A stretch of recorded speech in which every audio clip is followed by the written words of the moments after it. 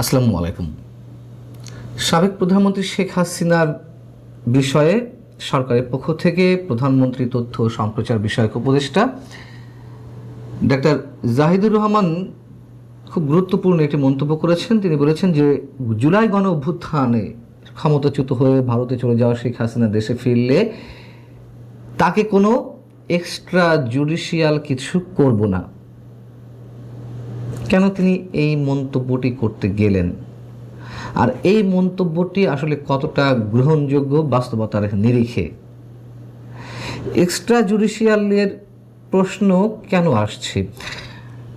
মানে extra judicial killing বলতে আমরা কি বুঝি? বিচার বহির্ভূত হত্যাকাণ্ড। এবং অনেকেই তো এরকম আশঙ্কা করে আসছেন যে শেখ হাসিনা যদি কখনো দেশে ফেরেন এই অবস্থাতে, বা তাকে দেশে যদি ফিরিয়ে আনা হয়, তাহলে তিনি এক্সট্রা জুডিশিয়াল কিলিংয়ের শিকার হতে পারেন। ধরে নিলাম যে এক্ষেত্রে বিচার বহির্ভূত হত্যাকাণ্ডের কথা ডাক্তার জাহেদ বলেননি। তিনি শেখ হাসিনার ক্ষেত্রে যথাযথ বিচারিক প্রক্রিয়া অবলম্বন করা হবে এমনটাই বুঝিয়েছেন।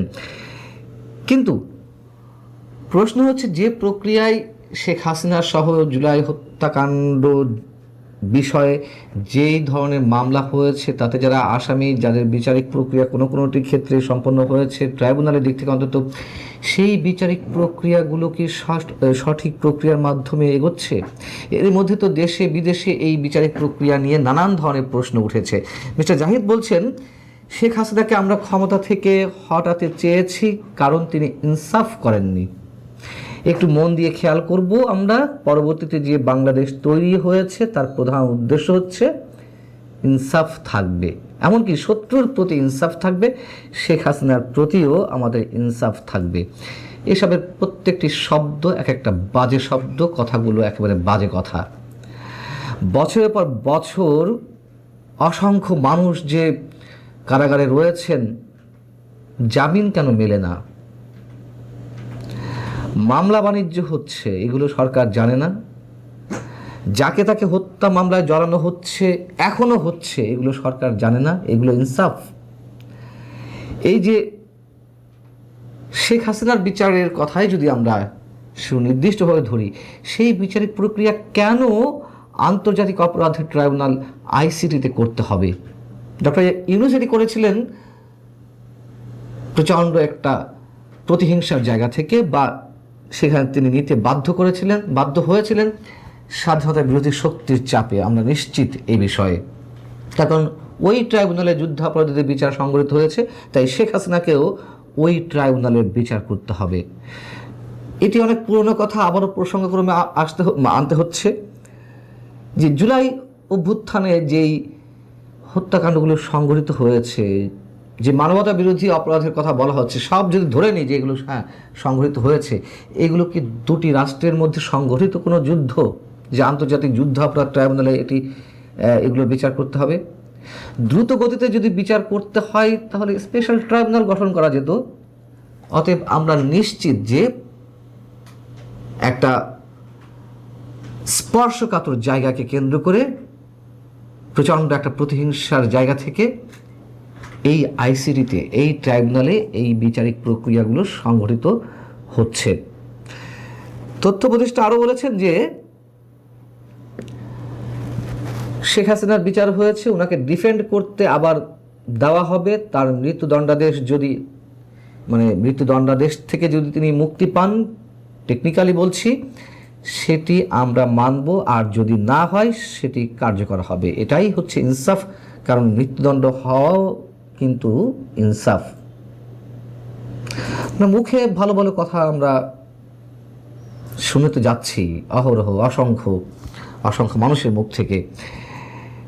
এই ডাক্তার জাহেদ সাহেবই বলে আসছেন শুরু থেকে, এখন তো তিনি সরকারের প্রতিনিধিত্ব করেন একটি বিশেষ জায়গায়, আওয়ামী লীগ একটা ডাকাতের দল, একটা খুনির দল, এই দলের কোনো রাজনীতি করার কোনো ধরনের কোনো অধিকার নেই। ধরে নিলাম তিনি সত্যি বলছেন, সত্যি তো বলছেন, তিনি তার মিথ্যা বলছেন না। আওয়ামী লীগকে যে ফ্যাসিস্ট বলে উল্লেখ করা হয়, সেই ফ্যাসিস্ট শব্দের অর্থ কি? মানে অন্যের মতামতকে কোনোভাবে গ্রহণ করার মানসিকতা না থাকা, নিজের মতামত অন্যের উপর চাপিয়ে দেওয়া। এই মতাদর্শে যারা বিশ্বাসী তারা বিরোধীদের কোনো ধরনের জায়গা রাখে না, এটাই তো ফ্যাসিস্ট। তাহলে যেখানে একজন ব্যক্তি বলতে পারেন যে অমুক দল, যেই দলের ভিত্তি একেবারে সমাজের রন্ধ্রে রন্ধ্রে, যেই দলের সমর্থক কোটি কোটি, সেই দলকে এক নিমেষেই ভ্যানিশ করে দিতে চান কিভাবে কোনো ব্যক্তি, এবং যিনি এই ধরনের মন্তব্য করেন তিনি তো সবচেয়ে বড় ফ্যাসিস্ট।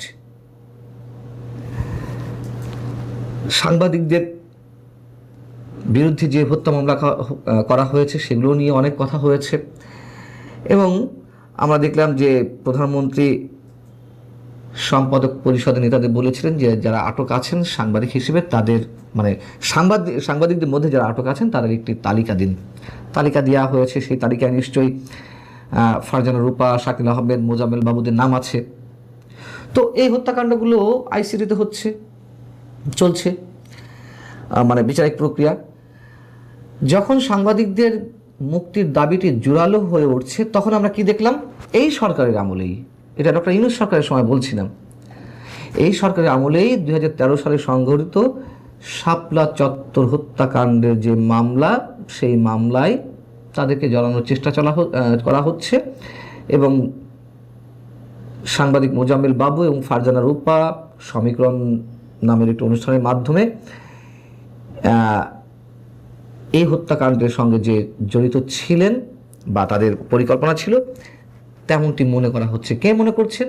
এই আইসিটি বা আন্তর্জাতিক অপরাধ ট্রাইব্যুনালের চিফ প্রসিকিউটর। আবারও সেই আন্তর্জাতিক অপরাধ ট্রাইব্যুনালে এই ধরনের মামলায় এই সাংবাদিকদের জড়ানো হচ্ছে। আচ্ছা, ধরে দিলাম যে তারা শাপলা চত্বর হত্যাকাণ্ডের মামলায় জড়িত, এরকম নানান ধরনের এভিডেন্স পাওয়া যাচ্ছে, সেটিও কেন আন্তর্জাতিক যুদ্ধাপরাধ ট্রাইব্যুনালে? শাপলা চত্বরে যেই মানে রক্তপাতের ঘটনা ঘটেছিল বা হত্যাকাণ্ডের ঘটনা ঘটেছিল, যারা দাবি করছেন তাদের ভাষ্য অনুযায়ী যদি বলি, সেইগুলো কেন যুদ্ধ অপরাধ ট্রাইব্যুনালে, মানবতা বিরোধী অপরাধ ট্রাইব্যুনালে এর বিচারিক প্রক্রিয়া চলবে? অর্থাৎ ইনসাফ কোথাও নেই। এখন যে বড় বড় গলা করা হচ্ছে সেগুলো ইনসাফ নয়। এগুলো বিচার হল, আমি আগেই বলেছি, এগুলো বিচার হলে জেনারেল কোর্টে হোক কিংবা স্পেশাল ট্রাইব্যুনালে হোক, আইসিটিতে কেন? শেখ হাসিনা ভারতের দু একটি গণমাধ্যমে, টাইমস অফ ইন্ডিয়া থেকে শুরু করে আরও কোনো কোনো গণমাধ্যমে তিনি খুব সাম্প্রতিক সময়ে যে ইন্টারভিউগুলো দিয়েছেন, কোনোটি ফোনে, কোনোটি ইমেইলের মাধ্যমে, সেখানে তিনি বারবার বলছেন যে খুব দ্রুত দেশে ফিরে আসবেন তিনি। আমরা জানি না তার এই বক্তব্যের ভিত্তিটা কি, কোন প্রক্রিয়ায় তিনি আসতে চাইছেন, সমীকরণ আসলে কোন দিকে যাচ্ছে আমরা জানি না। যদি তিনি সত্যি এ ধরনের অভিমত প্রকাশ করে থাকেন বা সত্যি সত্যিই তিনি যদি চান, বর্তমান বাস্তবতায় হয়তো সেটি অসম্ভব, কিন্তু ওই যে রাজনীতিতে শেষ বলে কিছু নেই, এবং সমীকরণ আসলে কোন দিক দিয়ে কোথায় গড়াচ্ছে, কোথায় গিয়ে মিলবে, আমরা কেউ নিশ্চিত করে বলতে পারি না।